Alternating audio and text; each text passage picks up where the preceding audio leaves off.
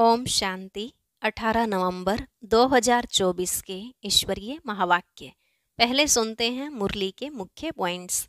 बाबा ने कहा, मैं हूँ अविनाशी वैद्य। 21 जन्मों के लिए सबको दुखों से मुक्त कर देता हूँ।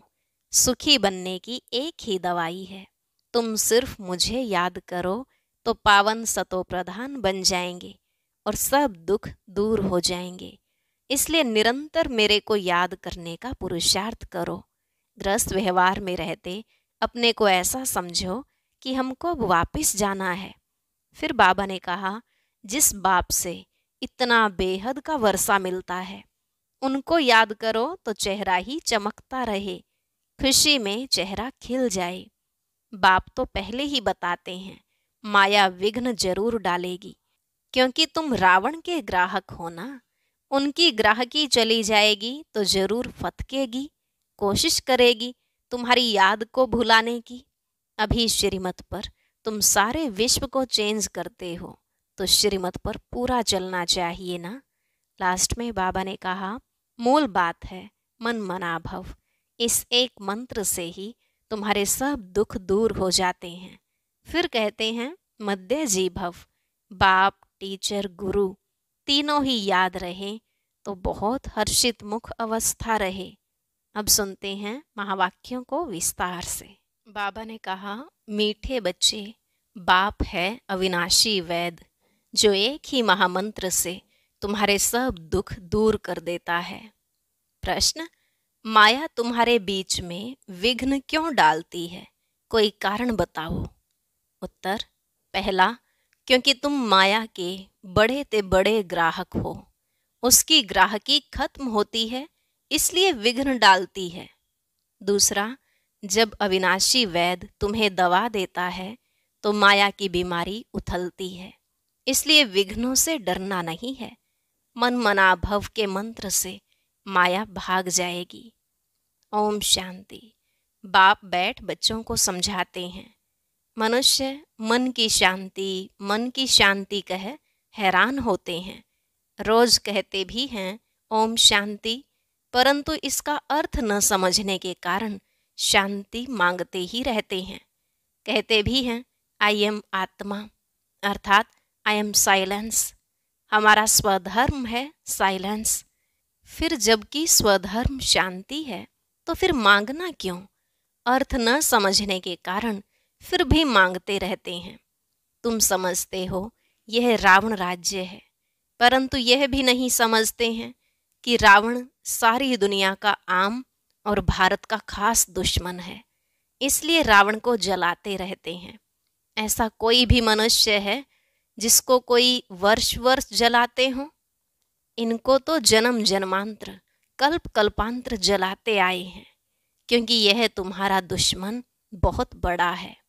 5 विकारों में सब फंसते हैं। जन्म ही भ्रष्टाचार से होता है तो रावण का राज्य हुआ। इस समय अथाह दुख है। इसका निमित्त कौन? रावण। यह कोई को पता नहीं दुख किस कारण होता है। यह तो राज्य ही रावण का है। सबसे बड़ा दुश्मन यह है। हर वर्ष उसकी एफिजी बनाकर जलाते रहते हैं। दिन प्रतिदिन और ही बड़ा बनाते जाते हैं। दुख भी बढ़ जाता है। इतने बड़े बड़े साधु संत महात्माएं राजाएं आदि हैं, परंतु एक को भी यह पता नहीं है कि रावण हमारा दुश्मन है, जिसको हम वर्ष वर्ष जलाते हैं और फिर खुशी मनाते हैं। समझते हैं रावण मरा और हम लंका के मालिक बने, परंतु मालिक बनते नहीं हैं। कितना पैसा खर्च करते हैं।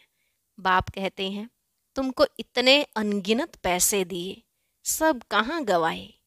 दशहरे पर लाखों रुपए खर्च करते हैं। रावण को मारकर फिर लंका को लूटते हैं। कुछ भी समझते नहीं रावण को क्यों जलाते हैं।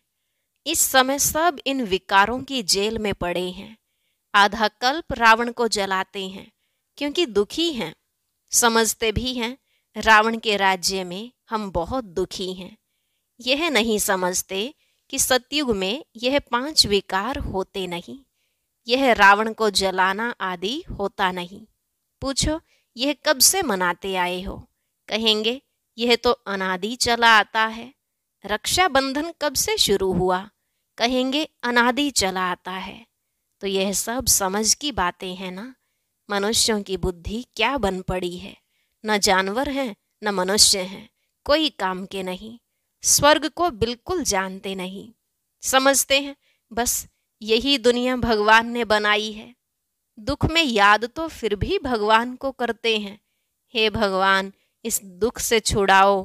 परंतु कलयुग में तो सुखी हो न सके, दुख तो जरूर भोगना ही है, सीढ़ी उतरनी ही है। नई दुनिया से पुरानी दुनिया के अंत तक के सब राज बाप समझाते हैं। बच्चों पास आते हैं तो बोलते हैं कि सब दुखों की दवाई एक है, अविनाशी वैद है ना। 21 जन्मों के लिए सबको दुखों से मुक्त कर देते हैं। वह वैद लोग तो खुद भी बीमार हो जाते हैं। यह तो है अविनाशी वैद। यह भी समझते हो दुख भी अथाह है, सुख भी अथाह है। बाप अथाह सुख देते हैं, वहां दुख का नाम निशान नहीं होता। सुखी बनने की ही दवाई है। सिर्फ मुझे याद करो तो पावन सतो प्रधान बन जाएंगे, सब दुख दूर हो जाएंगे, फिर सुख ही सुख होगा। गाया भी जाता है, बाप दुख हरता सुख करता है। आधा कल्प के लिए तुम्हारे सब दुख दूर हो जाते हैं। तुम सिर्फ अपने को आत्मा समझ बाप को याद करो। आत्मा और जीव दो का खेल है। निराकार आत्मा अविनाशी है और साकार शरीर विनाशी है, इनका खेल है। अब बाप कहते हैं देह सहित देह के सब संबंधों को भूल जाओ। ग्रस्त व्यवहार में रहते अपने को ऐसा समझो कि हमको अब वापिस जाना है, पतित तो जा न सके, इसलिए मामेकम याद करो तो सतो प्रधान बन जाएंगे। बाप के पास दवाई है ना। यह भी बताता हूँ माया विघ्न जरूर डालेगी। तुम रावण के ग्राहक हो ना, उनकी ग्राहकी चली जाएगी तो जरूर फतकेगी।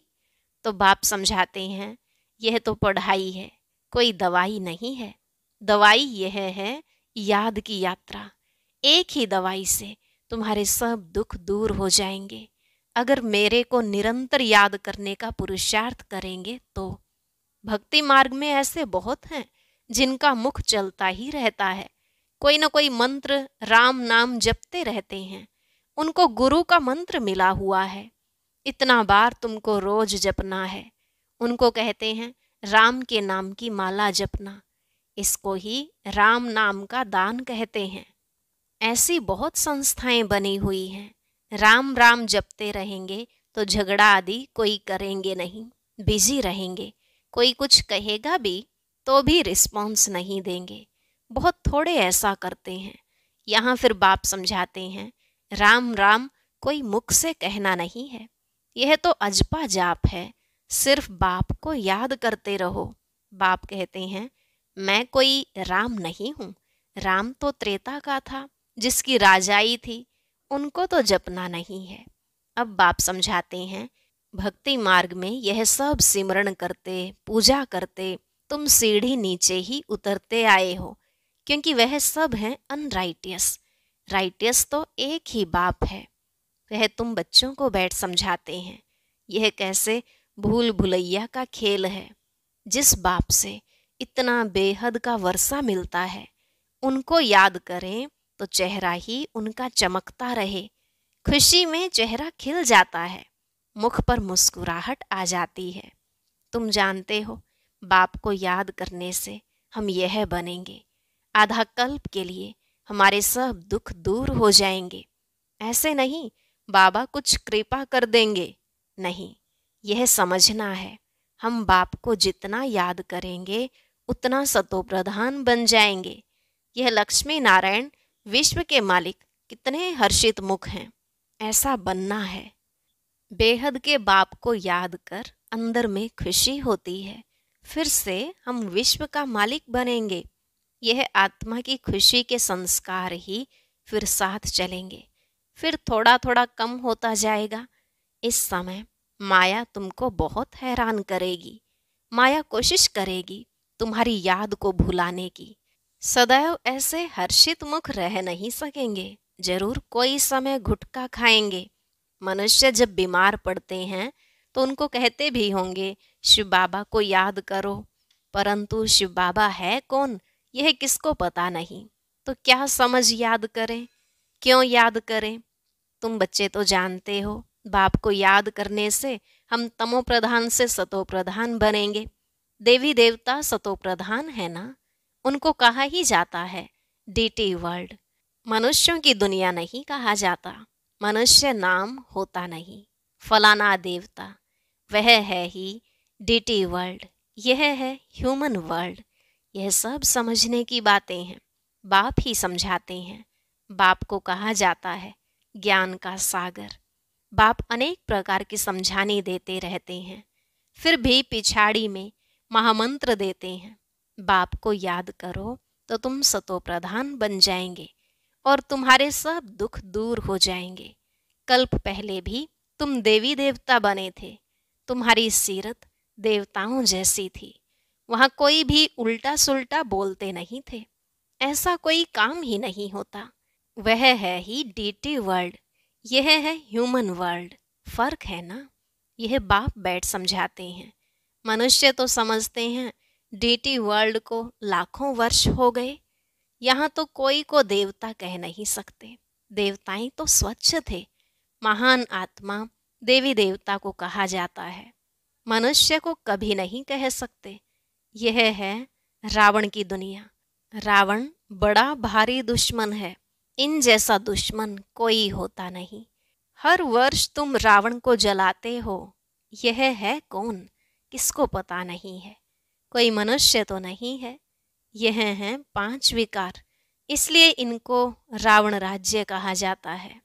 5 विकारों का राज्य है ना, सब में 5 विकार हैं। यह दुर्गति और सदगति का खेल बना हुआ है।